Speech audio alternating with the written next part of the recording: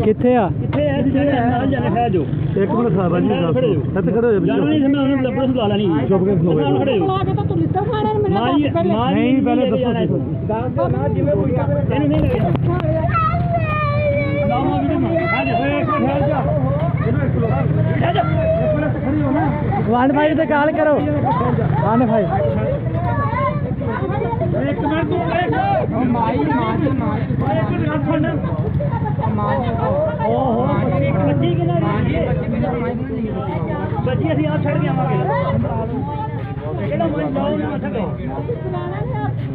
ਉਹ ਠੀਕ ਹੈ ਮੈਨੂੰ ਵੀ ਮਾਈ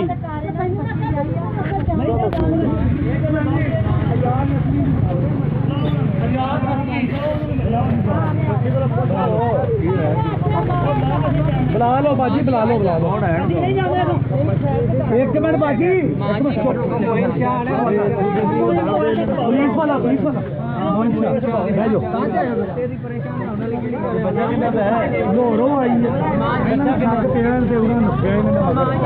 मारन लग गई